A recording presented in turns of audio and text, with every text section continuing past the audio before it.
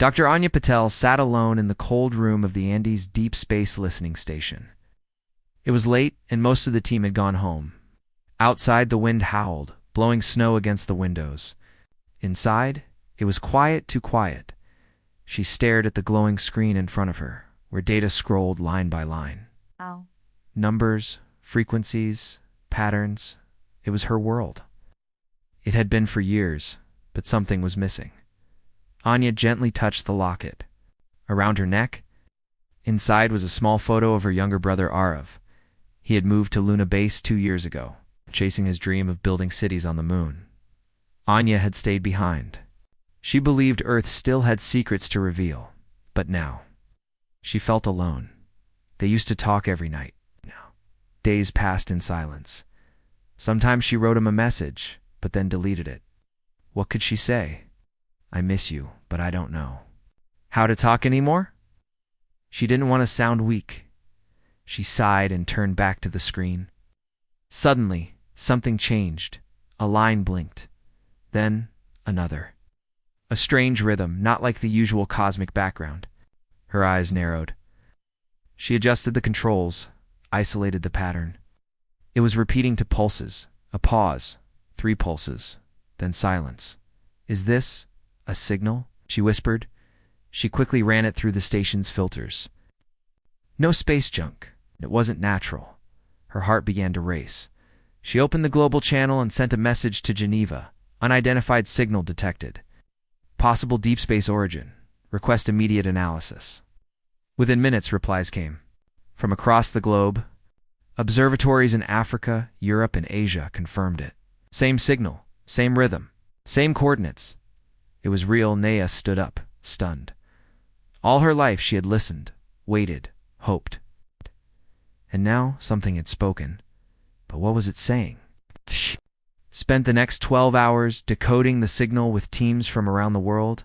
It wasn't a message not in words. It was numbers, coordinates, and a countdown. For 8 hours, she felt a chill run down her spine.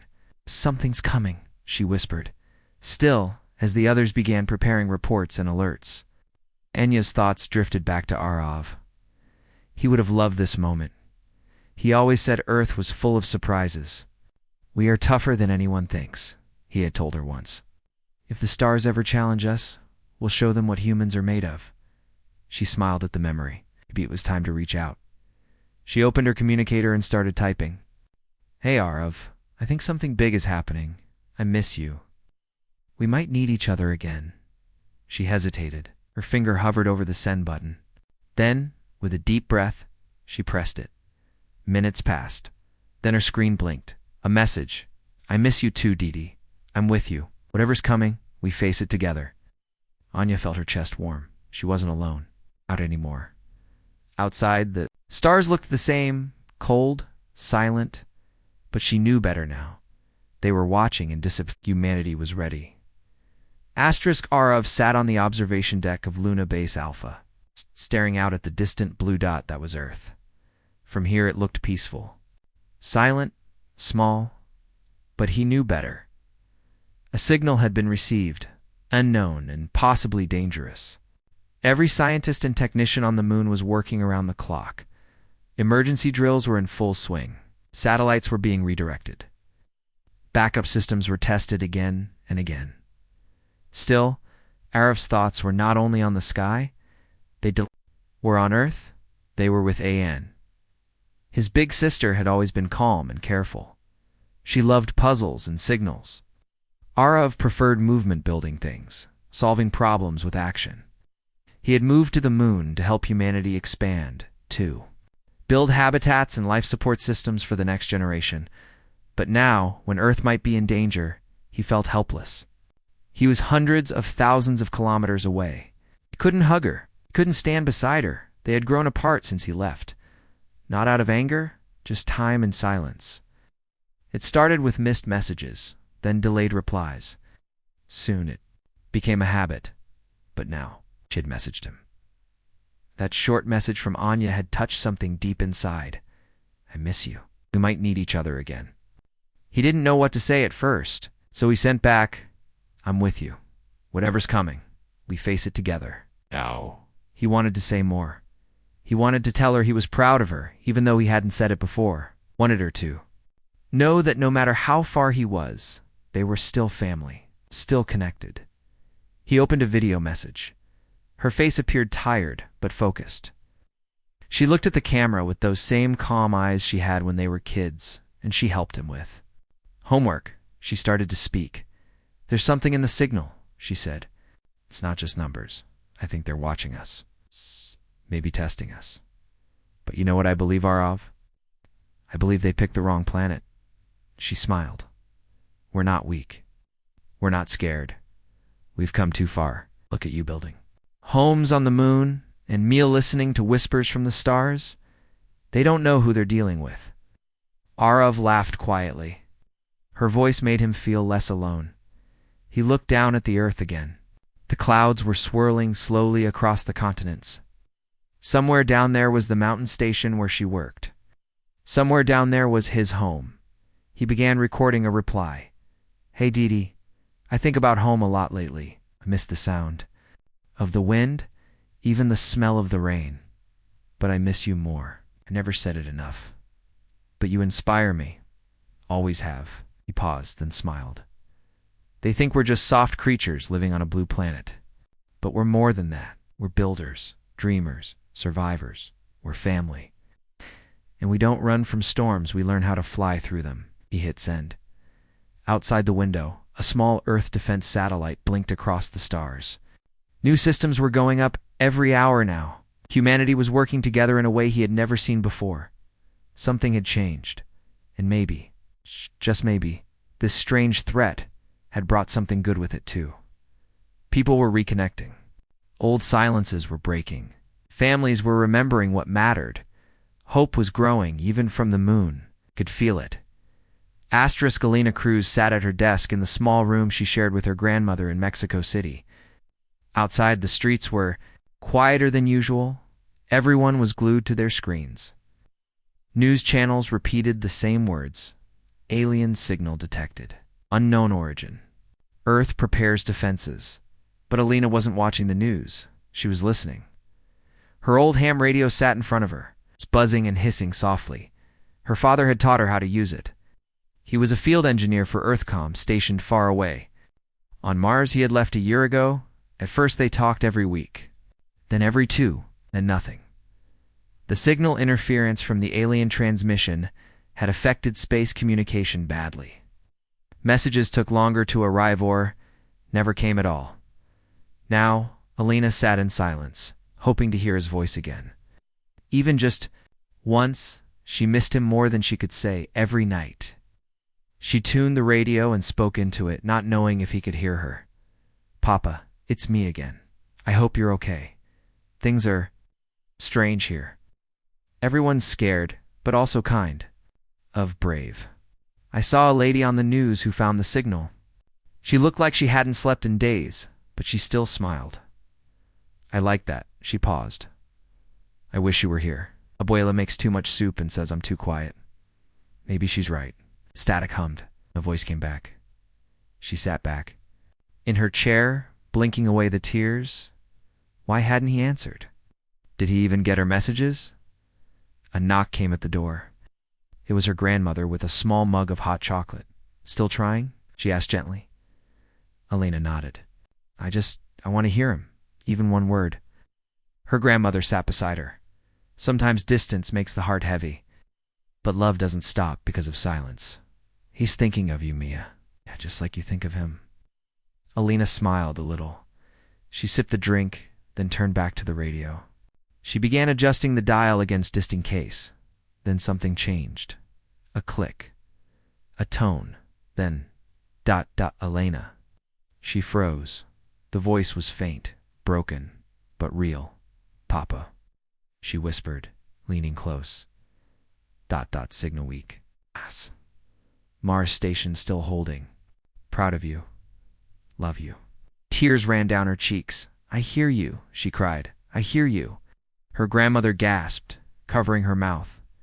"Keep talking, Papa." "I'm here." The signal faded quickly, but it was enough. He was alive. He was trying, and now, so was she. She opened her window and looked up at the night sky, far beyond the stars. Danger was coming. But somewhere in that darkness, her father had reached out. And she had answered. She wasn't alone, and neither was Earth. Jamal Reed stood on the rooftop of his apartment building in Nairobi. The night air was cool, and the stars above shimmered like distant diamonds. In his hands, he held a small telescope, a gift from his best friend, May. She had moved to China. A year ago, they used to do everything together. Science fairs, telescope nights, late-night calls. She was smart and kind, and they always dreamed about space together. Even made a pact. One day we'll work for Earth's first deep space mission. But after May moved, things changed. They promised to talk every week. Then it became once a month. Then nothing. He had messaged her 3 times last month and got no reply. Now, with the whole world focused on the alien signal and the growing fear of invasion, May felt more distant than ever. He pointed the telescope at the stars. Scanning the sky, he wasn't sure what he was looking for. Maybe a comet, maybe a satellite, maybe just something to make him feel less alone. "Why haven't you written, May?" he whispered. "Did you forget about me?" His little sister came up with a blanket and wrapped it around his shoulders. "You're still up?" she asked. He nodded. "Couldn't sleep because of the aliens?" He paused, then shook his head. "Because of someone I miss." She sat next to him and looked up. "I miss people too." Jamal smiled softly. "Yeah, Mom," she said. "She works all night now, but I know she's doing her best." Jamal looked at his little sister. She was only 7, but so strong. Maybe he needed to be strong, too. He pulled out his tablet and opened an old message thread with May. The last message she sent was a picture of a homemade rocket model they had built together. It made him smile. He began typing. "Hi, May. I don't know if you'll read this, but I'm thinking about you. I miss our talks. The stars don't look the same without you." He hesitated, then he added, "I hope you're safe. The world needs heroes. I know you'll be one of them. I'll be one too. Maybe we'll meet again out there someday, like we always dreamed." He pressed send. The message disappeared into the quiet night. He closed his eyes. Suddenly, his tablet pinged. New message. He opened it with shaking hands. "Jamal, I'm sorry I went silent. I've been working with my school's science team helping decode the alien language. I wanted to tell you so many times, but it was all top secret. I miss you too. And guess what? I still have the rocket. We're still going to space." Together, Jamal laughed out loud. His little sister clapped her hands. "You look happy now," she said. "I am," he replied. He looked up again. The stars hadn't changed. But now, he saw them differently. Hope had returned. Friendship had reached across the world, and no matter what came next, humanity wasn't just defending Earth. They were reconnecting together. Asterisk in a small town in Italy. Lucas sat at the kitchen table, staring at the empty chair across from him. It used to be his brother Marco's seat. They always had coffee together in the mornings. Even when Marco was busy with school or work, he made time. They would laugh, talk about science, space, and life. Marco believed the stars had answers. Then, one day, he left. He had been accepted into a global defense training program in Switzerland. It was secret, important, and dangerous. "I'll be back before you know it," Marco had said with a grin, hugging Luca tightly. But that was 8 months ago. Since then, Marco had sent only one short message. "I'm safe. Don't worry. Be strong." And then, silence. Luca tried to stay busy. He helped his parents, studied hard, and volunteered at the town's small observatory. But the silence hurt.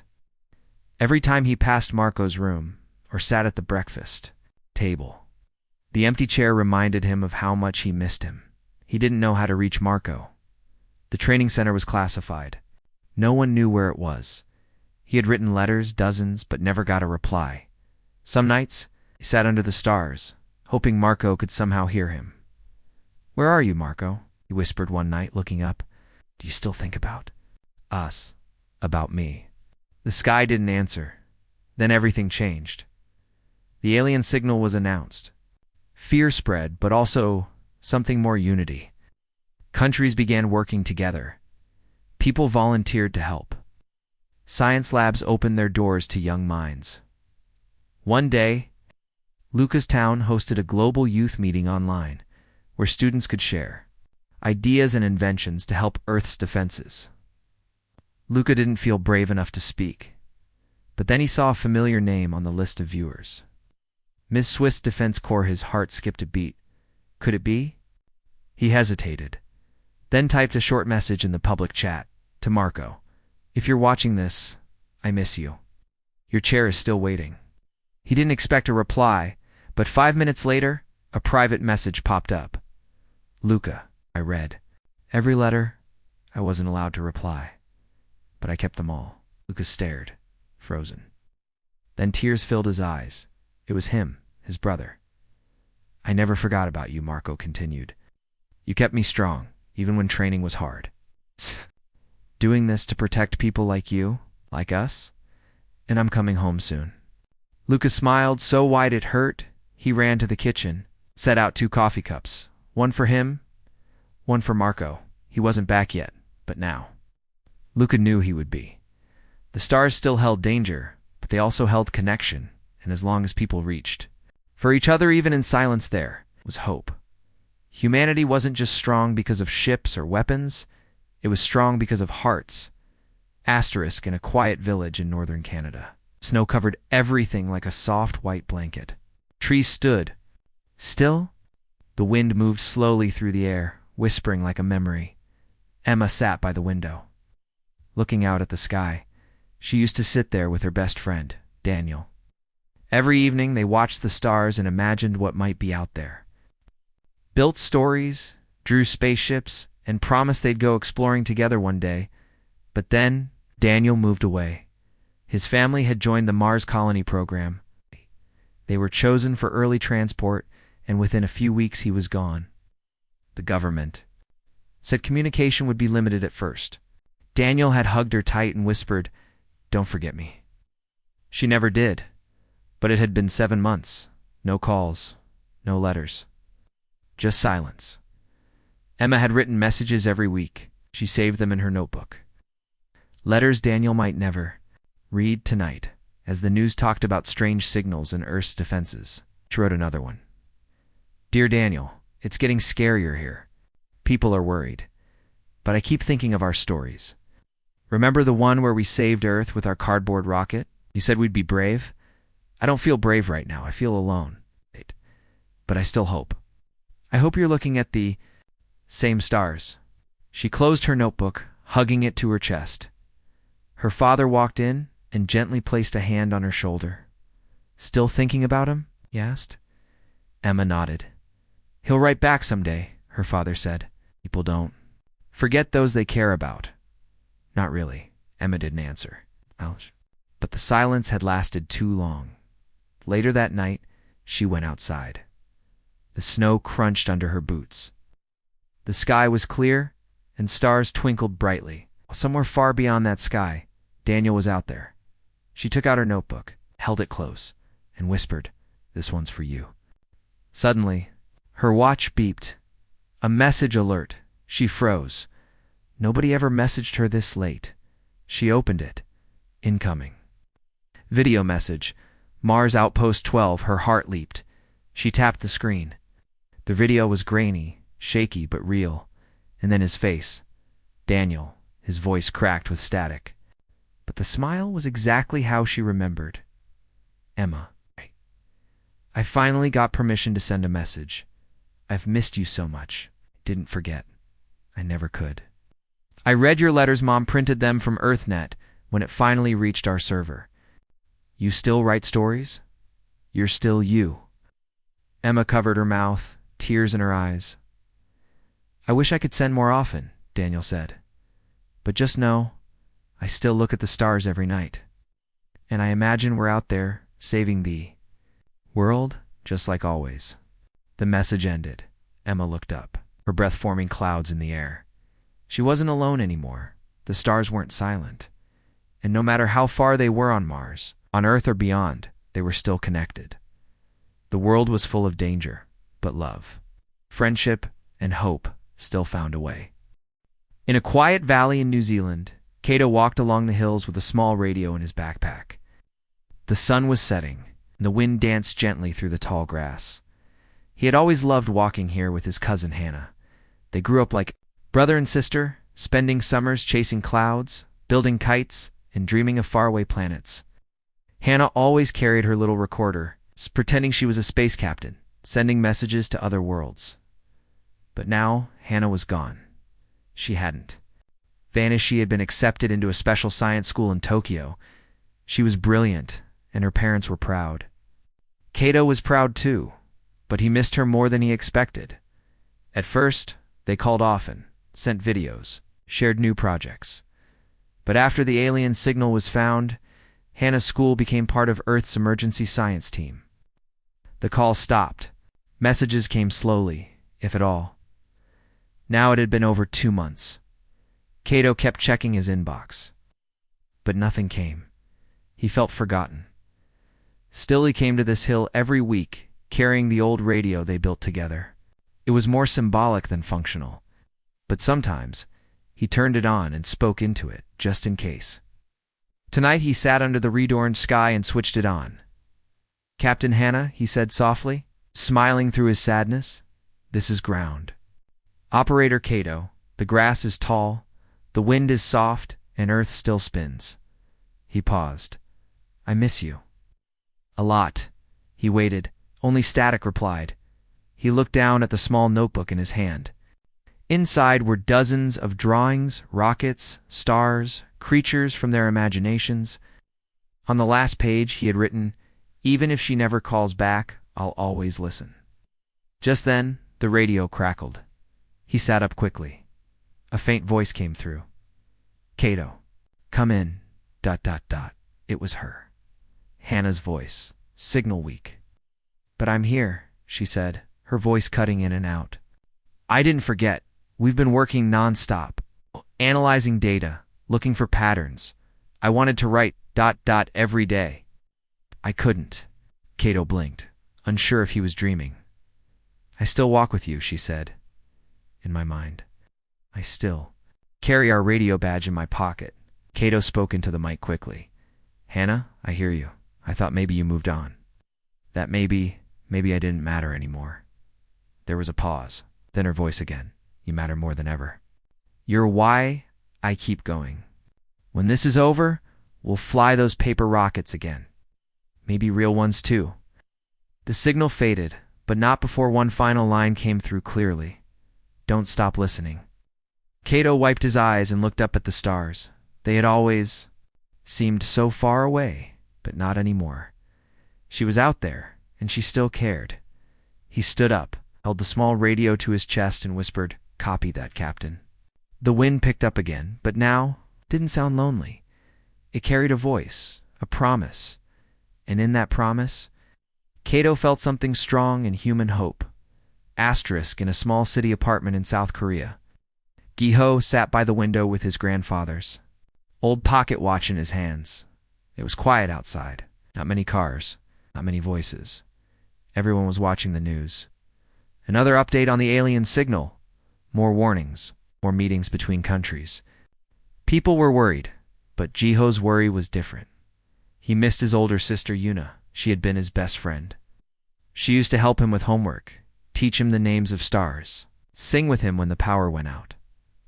But 6 months ago, she was chosen to join Earth's Emergency Communications Network, ECN for short. She moved to a secure base near the Arctic Circle. It was too far, too cold, too secret at first. She sent voice messages, funny ones, full of jokes and encouragement. But now, silence. For 2 months, he had heard nothing. He wrote messages, but they never reached her. He waited every day looking. At the same empty inbox. Tonight. The wind blew hard against the windows. Jiho opened the old watch and stared at the tiny picture inside him and Yuna, both smiling, both holding ice cream cones under a bright sky. He touched the glass and whispered, "I miss you." His parents tried to comfort him. They told him Yuna was safe, working hard, doing something important. But Jiho didn't want her to be important. He just wanted her to be home. Suddenly, the apartment lights flickered. Then a soft tone came from the family tablet. Jiho ran to it. A new message. Unknown sender. To Jiho, from the cold, with love. Duh. His heart jumped. He opened it. It was a video. The screen lit up with static. Then slowly cleared. There she was. Why you went. Her hair was messy. Her face looked tired, but her smile was real. Hey, little star, she said gently. I finally found a way to send this. Jiho sat down quickly, eyes wide, listening to every word. I miss you so much. Every night, I sit under the Arctic sky and think of you. So quiet here, but I keep hearing your voice in my head. I hope you're still watching the stars.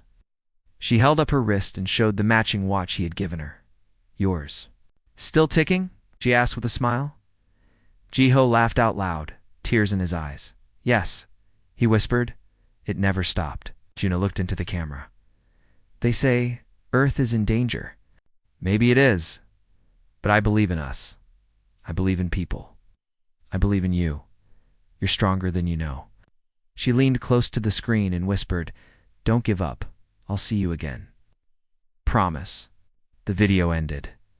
Jiho sat still for a long time. Then he opened the watch, smiled at the photo and said, I won't give up. I promise to. Outside, the sky was full of stars. But Jiho didn't feel small anymore. He felt connected, even across the ice. The distance, the silence love had found its way through. And that was what humanity was really made of. Not fear, but heart. Asterisk in a small village in Kenya, 12-year-old Amina sat on the roof of her house, wrapped in a blanket. The air was warm, but the stars above felt cold. Still, she watched them every night. She was waiting for her father. He wasn't late, he was just far away. He worked on one of Earth's new orbital stations, helping monitor deep space signals and scan for alien threats. He was one of the few chosen for the mission. A hero, people said. But to Amina, he was just Baba. Before he left, he used to tell her bedtime stories about the stars. He said they weren't just dots in the sky, they were promises. Promises that one day humans would go farther, learn more, and never stop reaching. Now, those same stars made her feel lonely. He had been gone for over 4 months. Sometimes a message came through, just a sentence or two, sent when the signal was strong. But sometimes, whole weeks passed without a word. Tonight was one of those quiet nights. She opened her notebook and wrote a letter she might never send. Dear Baba, I miss you. I miss your voice. I miss your stories. I hope you're looking at the stars, too. I still remember what you said. We don't run from the unknown. We face it together. I'm trying to be brave. I really am. She closed the notebook, hugging it tightly. A soft sound came from the small radio beside her. She had left it on, even though it usually just emmed. Then a voice, Amina, my shining star. Her eyes lit up. Baba, said into the mic, voice shaking. Yes, it's me, he replied, smiling through static. I only have a minute, but I had to try tonight. I missed you. She laughed and wiped her eyes. I missed you more. I saw your name written in the crew logs. He said, one of the engineers sent me your message. Your drawings of the stars made it all the way up here. Mina covered her mouth in surprise. You saw them? I did, he said. You reminded me why I'm here. Why we're all here. She sat up straighter. Sometimes I feel small, she whispered. I used to feel that way too, her father said. But I've learned something. Being small doesn't mean being weak. You're part of something big. Every kind message, every hope, every promise, those are the real reasons we fight. Now with anger, with heart. Mina looked up at the stars again. This time they felt warmer. I'll keep drawing, she said. I'll keep hoping. He smiled. And I'll keep listening. Wherever I am. The signal faded. But her heart didn't feel heavy anymore. She stood, holding her notebook close. The world was still uncertain. The threat from space was still real. But what mattered most had become clear: connection, love, hope, people all over. Earth had reached for each other across borders, oceans, silence, even space. They remembered what made them strong, not their weapons, their hearts. Amina looked up one last time and whispered, "We're not alone. We never were."